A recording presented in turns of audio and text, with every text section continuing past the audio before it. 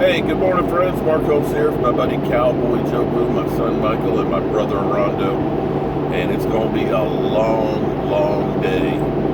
Headed down the country, got to take care of some business. Just checked in on my dad. Thank everybody for the thoughts, the prayers, and everything else. He looks back to good old dad right now. Still has some work and stuff that's going on and things like that, but he's definitely doing better. And so, word to the wise, if you're feeling that flu bug, and it's really getting bad, don't wait to go to the doctor. This thing is a beast.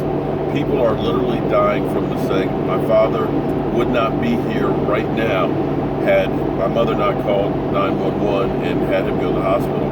There's so much fluid and everything that it built up that turned into pneumonia. It put pressure and stress on his heart, and his body literally was shut down. So please, don't play around with this thing. It can kill you, literally. I'm excited as can be and depressed at the same time. You know, going to the Super Bowl, which I got to tell you, is like nothing else that you've ever experienced.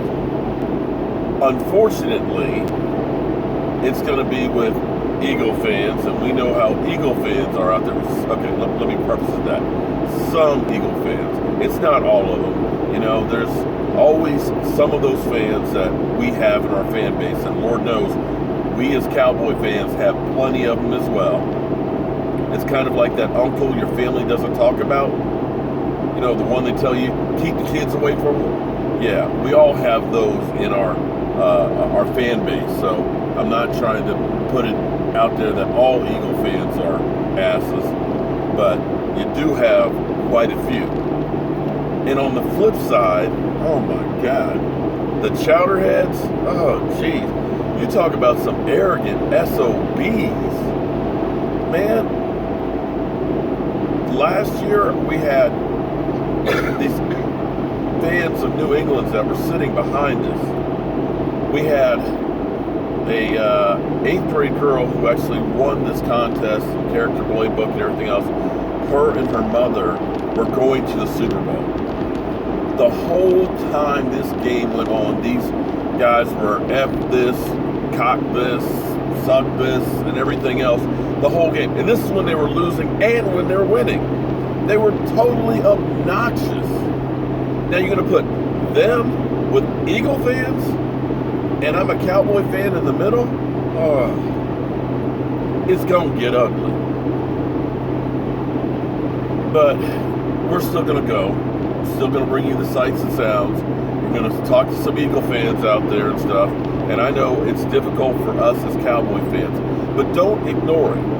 Because when you have a problem, the best thing to do is feel the pain. Feel the emotion.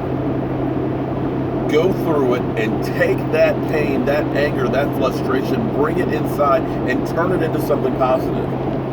And that positivity needs to be going back at the Dallas Cowboys and letting them know it's not acceptable for us to watch. So the last time we've gone, the Eagles go to 2 Super Bowls, the Giants to go to 3 and win 2 of them. And here we are, stuck in a rut. Same thing every year. Pretty good, decent season, but nothing really to cheer about. And where does this start? I think it starts at our quarterback. Now I got to tell you, I am sick and tired of some of these guys out there. The Shallow Howls, the Glock, the Matt, whatever your name is and stuff, that are literally talking about Dak Prescott like he is the worst quarterback in the world. That he's Quincy Carter. They'll focus in on those games that there were no touchdown passes, and I'll give you that. Hey, there were some games that they weren't great. But if you're going to talk about those games, also talk about the 4 games that he had 3 touchdown passes as well. Because at the end of the day, Dak threw for 22 touchdown passes. Not spectacular, but far and away, not the worst in the NFL. That was 12th in the NFL. On a down year, he's still 12th in the NFL in touchdown passes. He threw more TDs than Marcus Mariota, who's in the playoffs. He threw more TDs than Matt Ryan, who's in the playoffs. And then people say, yeah, well, all the interceptions and things that he threw, yada, yada, yada. Okay. He had 12 interceptions. 6 the year before. You know, Tony Romo in his first 2 years in the NFL, after sitting for 5 years watching and learning, had 32. And let's be real about this. How many interceptions this past year were Butterfinger ones? Balls that were on the hands that tipped and went to the other team. I dare say half of them were. But, of course, people don't want to put that out there. But when we talk about interceptions, even if you say count the Butterfinger ones, some of you guys think, oh, we should sign Kirk Cousins in that $30+ million contract he's going to take. But you know, Kirk Cousins had more interceptions than Dak Prescott. Marcus Mariota had more interceptions than Dak Prescott. Big Man Roethlisberger? Yeah, he had more interceptions last year than Dak Prescott. Eli Manning, the turnover machine?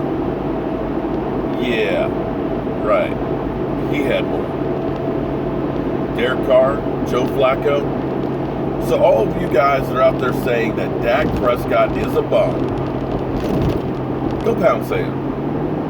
Because we're not even talking about, with those 22 TD passes, the 6 rushing ones on top of it. So in his 2 years in the NFL, just a sophomore now, he's been responsible for 54 touchdowns.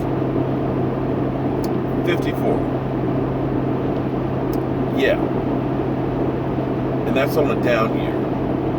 Now, Jerry Jones, who is known to say a lot of things, you know, come up with great phrases and stuff, you know, from Romo-friendly offense, now talks about making a Dak-friendly offense.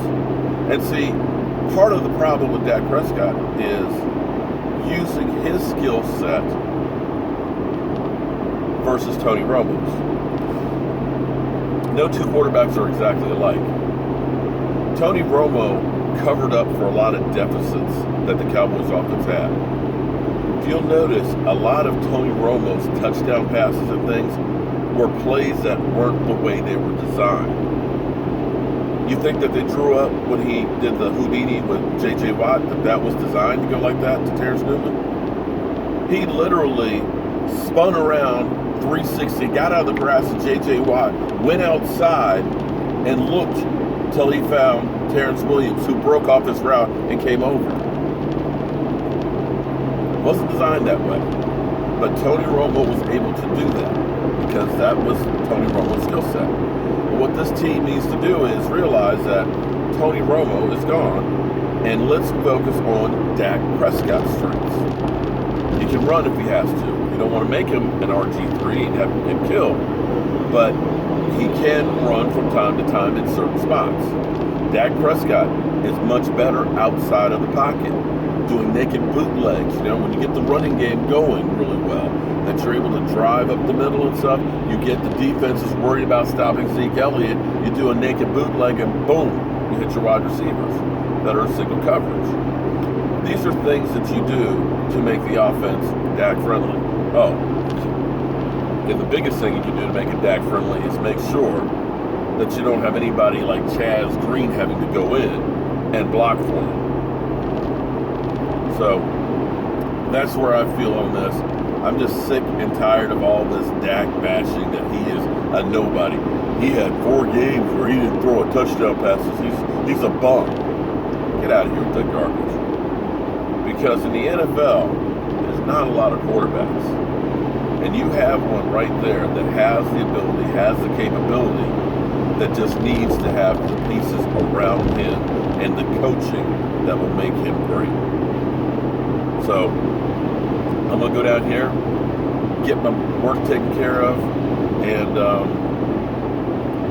I will be back up the road, start packing tonight, because tomorrow we'll be recording live from Minneapolis, giving you the beginning setup for the Super Bowl.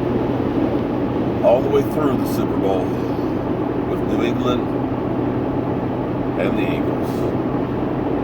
I'm Mark Holmes, Cowboy Joe Boo, passed out Michael and my brother over here playing on his phone, and I'll see you soon.